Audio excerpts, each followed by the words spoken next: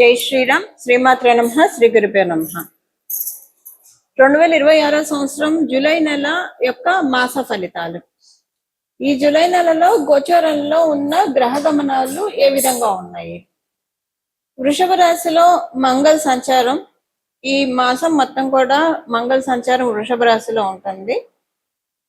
రవి సంచారం మిథున రాశిలో 16వ తారీఖు వరకు కూడా మిథున రాశిలో రవి సంచారం ఉంటుంది. 17వ తారీఖు నుంచి ఆయన కర్కాటక రాశిలోకి ఆయన సంచారం సాగిస్తారు. అప్పుడే మనకి ఇంకా దక్షిణాయన పుణ్యకాలం కూడా ప్రారంభం అవుతుంది. అప్పటి నుంచి బుధుడు వక్రగతిలో ఉన్నాడు కాబట్టి ఈ నెలలో ఆయన సంచారము కర్కాటక రాశి మిథున రాశిలో ఆయన సంచారం ఉంటుంది.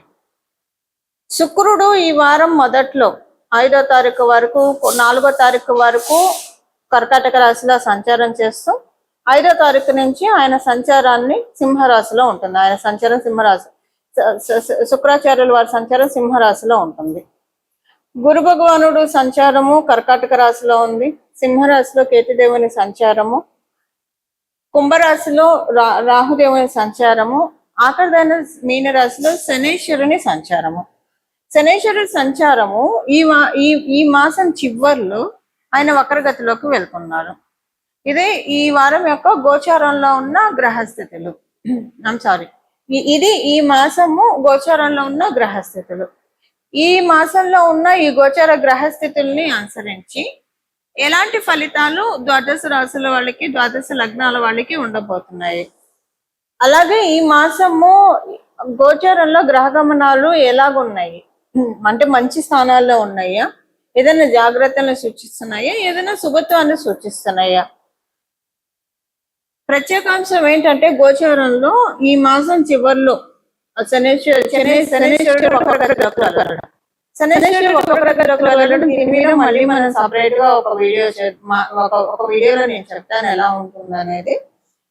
ఇది కొంతమందికి చాలా బాగా ఉంటుంది. ఏళ్ళలో ఉన్న వాళ్ళకి బాగా ఉంటుంది ఇప్పుడు వక్రగతి. అష్టమ శ్రేణిలో ఉన్న వాళ్ళకి బాగా ఉంటుంది, అర్ధాష్టమ శ్రేణిలో ఉన్న వాళ్ళకి బాగా ఉంటుంది. ఒక రిలీవింగ్ ఫ్యాక్టర్ అనుకోండి ఈ ఏలినాటి శని, అష్టమ శని, అర్ధాష్టమ శనిలో ఉన్న వాళ్ళకి అది ఈ మాసం చివరి నుంచి స్టార్ట్ అవుతుంది. అలాగే కంటక శనిలో ఉన్న వాళ్ళకి కూడా ఈ పాయింట్ వర్తిస్తుంది. ఇది మోస్ట్ స్పెషల్ అంశము గోచారంలో.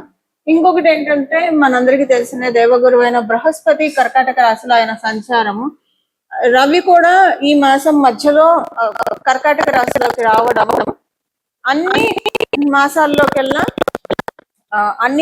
అన్ని రాశుల్లో ఆయన సంచారం కంటే కూడా దేవగురువైన బృహస్పతి సంచారము కర్కాటక రాశిలో, ధనుసు రాశిలో మీన రాశిలో ఈయన సంచారం చాలా స్పెషల్ గా ఉంటుంది.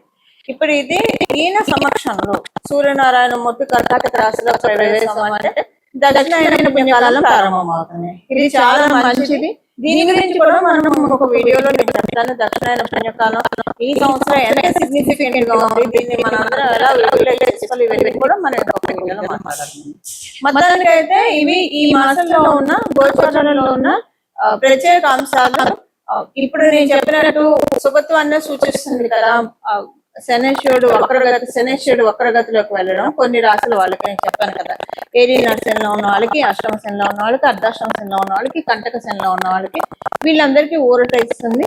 అట్ ద సేమ్ టైం వృషభ తులా రాశుల వాళ్ళకి కొంత ప్రతికూలం పూర్తిగా అని చెప్పను, అలాగని అనుకూలంగా కూడా ఉండదు, అలా ఉంటుంది.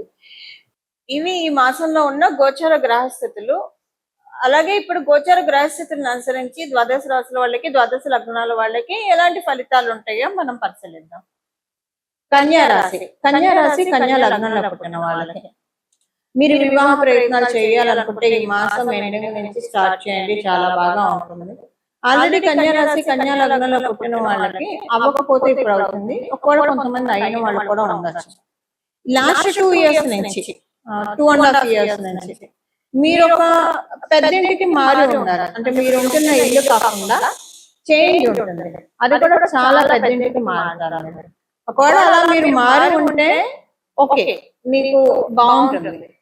మారకపోతే నెక్స్ట్ ఇయర్ లోపల మీరు మారుతారు, నెక్స్ట్ ఇయర్ జూన్ లోపల మారుతారు, చాలా పెద్దింటికి వెళ్తారు మీరు. అది మీకు సంతోషాన్ని కూడా ఇస్తుంది. ఆల్రెడీ మారి ఉంటే కనుక మీకు కంఫర్టబుల్ గా అనిపిస్తుంది వెళ్ళిన ఇల్లు.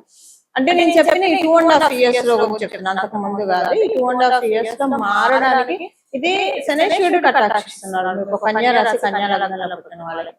మేబీ కొంతమందికి వాళ్ళకి చతుర్థ భావం సపోర్టింగ్ గా లేకపోతే మారిపోయి ఉండవచ్చు, కానీ మార్పిస్తాడు ఆయన. ఖచ్చితంగా మారుతారు, మారాల్సి వస్తుంది. అది మీకు మా 2027 జూన్ లోపల మారుతారు, కంఫర్టబుల్ గా అనిపిస్తుంది. ఆయన కంటే ఇల్లు బాగుంది. ఇది మరి అద్దిల్ల వాళ్ళకైతే ఇలాగా. సొంత ఇళ్ళ వాళ్ళ పరిస్థితి ఏంటి? మీరు మీ పిల్లల ఎడ్యుకేషన్ రీచాను, లేదా ఏదో ఒక వాళ్ళ చదువులు వాళ్ళ ఉద్యోగాల రీచాను, లేదా వేరే కారణాల వల్ల మారడానికి అవకాశం ఉంటుంది. వాళ్ళలో కూడా ఏం లేదు, మీ పిల్లలకి పెళ్లిళ్ళు అయిపోయినాయి, ఇంకా వాళ్ళు వేరే వేరే చోట ఉంటున్నారు, వేరే వేరే కాపురాలు, మీకు వాళ్ళకి ఎప్పుడైనా కలిసి వెళ్ళి మధ్య మధ్యలో కలవడమే అని అనుకున్న కావాలి మీరు ఉంటే కనుక ఏదైనా ఒక ప్రాపర్టీ తీసుకుంటారు, మీరు కావచ్చు మీ పిల్లలు కావచ్చు. అలా ఏదో ఒకటి ప్రాపర్టీకి సంబంధించిన బ్లెస్సింగ్ ఇవ్వడానికి మీన రాశిలో ఉన్న శనీశ్వరుడు అనుగ్రహాన్ని ఇస్తున్నాడు. దానివల్ల మీకు ఇవన్నీ తటస్థిస్తాయి. ఇవి ఈ మాసంలో ఉన్న అంటే ఇప్పుడు దీనివల్ల ఉద్యోగస్తులకి బాగుంటుందని, వ్యాపారస్తులకి బాగుంటుంది, అంతే కదా. బాగుంటేనే కదా ఒక మంచి ఇంట్లోకి వెళ్ళేది. ఇప్పుడు పెద్ద ఇంట్లోకి వెళ్తున్నారంటే అక్కడ ఖచ్చితంగా కంఫర్ట్ ఉంటుంది. అంతకు ముందు ఇంటితో పోలిస్తే ఇప్పుడు ఇప్పుడు గత 2.5 years లో కూడా మీరు మారుంటే అంతకు ముందు ఉన్న ఇంటితో పోలిస్తే ఇల్లు కంఫర్ట్ ఉంటుంది. అంతకు ముందు ఇల్లు ఉన్న ఇల్లు మంచిగా ఉండవచ్చు కాక, కానీ ఆ ఇంటితో కంపేర్ చేస్తే ఈ ఇంట్లో మీకు ప్రైవసీ ఎక్కువగా ఉంటుంది, అలాగే మీకు స్పేస్ ఎక్కువగా అనిపిస్తుంది, హాయిగా అనిపిస్తుంది, పాజిటివ్ వైబ్స్. మారకపోయి అంటే మారుతారు. సో అది మీకు ఏదైనా ఒక బ్లెస్సింగ్ గా ఉంటుంది. ఇప్పుడు అంటే ఉద్యోగస్తులకి వ్యాపారస్తులకి కూడా చాలా చక్కటి అనుకూలమైన సమయంలోనే ఉన్నారు. ఇప్పుడు ఉన్న ఈ పీరియడ్ లో గోచార గ్రహస్థితుల రీత్యా లాభంలో ఉన్న గురు భగవానుడి యొక్క కటాక్షము మీకు ద్వాదశంలో ఉన్న శుక్రాచార్యుల వారి ఆశీర్వచనంతో ఈ మాసం మొత్తం కూడా ఫైనాన్షియల్ మ్యాటర్స్ లో చాలా అనుకూలంగా ఉంటుంది. సంతానానికి సంబంధించిన అనుకూలతలు ఎక్కువగా ఉన్నాయి. వివాహ ప్రయత్నాలు చేయడానికి కూడా అనుకూలమైన శుభ సమయం.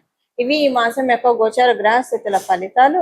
కన్యా రాశి కన్యా లగ్నంలో పుట్టిన వాళ్ళు. పరిహారము ఈ మాసంలో చేసుకోవాల్సిన పరిహారము, మనము గోచరంలో ఉన్న గ్రహస్థితుల గురించి మొత్తం చూసాము, ఎలా ఉంటాయి ఫలితాలు కూడా మనం చూసాము. ఇందులో శనేశ్వరుడు వక్రగతిలోకి వెళ్ళడము ఒక చాలా మంచి విషయము.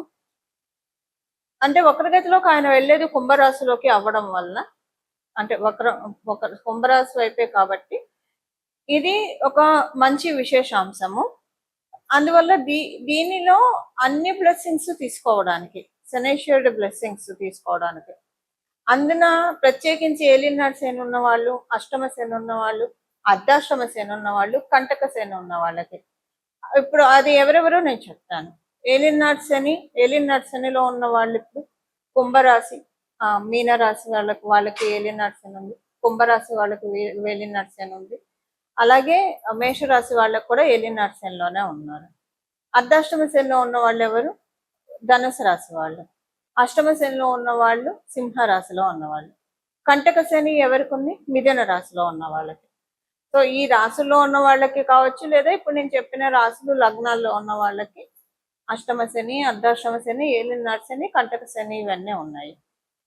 ఇది దీంట్లోంచి ఇప్పుడు బయటపడటానికి మంచి సమయము.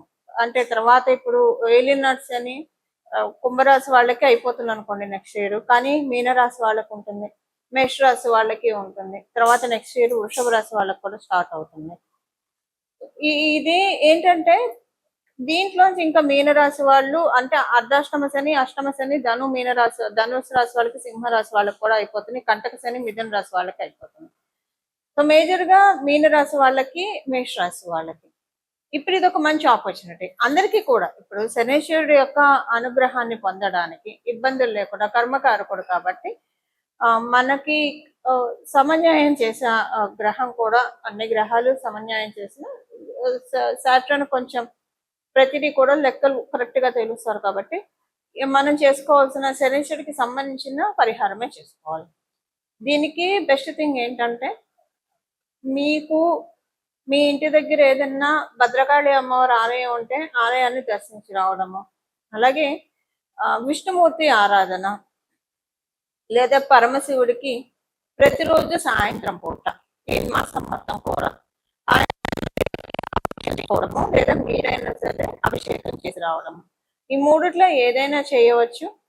అసలు ఇవేం చేయలేమని అనుకున్న వాళ్ళు ప్రతిరోజు మీకు ఏ గుడి కుదిరితే ఆ గుడికి చెప్పులు లేకుండా కాళ్ళకి వీలుంటే, మీకు అవకాశం ఉంటే కనుక కాళ్ళకి చెప్పులు లేకుండా వెళ్ళి దర్శనం చేసుకున్నాను. అవకాశం లేని వాళ్ళు, అంటే కొంతమందికి షుగర్ ఇలాంటి ప్రాబ్లం ఉన్న వాళ్ళు చెప్పులు లేకుండా నడవలేరు. సో అలా మీకు ఆరోగ్యరీత్యా ఇబ్బందులు ఉంటే చెప్పులు వేసుకొని వెళ్ళవచ్చు. బట్ వీలుంటే ఈ మాసం మొత్తం కూడా ఏదో ఒక దేవాలయానికి ప్రతిరోజు కుదిరితే ఒకటే టైంలో దర్శనం చేసుకోండి, చాలా మంచి ఫలితాలు వస్తాయి.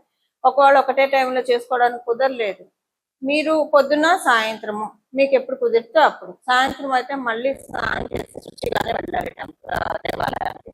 ఉదయాన్నే అయితే స్నానం చేసి ఉదయాన్నే అయితే ఇంకా బెస్ట్. సో మీకు ఏ టైంలో కుదురుతుంది ఆ టైంలో మీరు దేవాలయానికి వెళ్ళడానికి ప్రయత్నించండి. ఇప్పుడు నేను చెప్పిన వీటిలో ఏదైనా చేసుకోవచ్చు, లేదా రోజు లలిత సహస్రనామం చదివినా కూడా మంచి ఫలితాలు వస్తాయి. వీటిలో ఏదైనా చేసుకుంటే కనుక శనీశ్వరుడు మంచి ఫలితాల్ని ఇవ్వడానికి చాలా చక్కటి, అంటే ఇప్పుడు ఉన్న ఈ వక్రగతిలో ఉన్న శనీశ్వరుడు చాలా మంచి రిజల్ట్స్ ఇవ్వడానికి అందరికీ కూడా అవకాశం చక్కగా ఉంటుంది. ఇవి ఈ మాసం యొక్క గోచర గ్రహస్థితులను అనుసరించిన ఫలితాలు, అలాగే తదనుగుణంగా చేసుకోవాల్సిన పరిహారం. ఇలాగా మనందరం కూడా భగవత్ కృపకి పాత్రలు అవ్వాలని చెప్పి మనస్ఫూర్తిగా నేను కూడా పరమశివుణ్ణి శిరస్సు వంచి ప్రణామం చేస్తూ మంగళం. నమో భగవతే వాసుదేవాయ.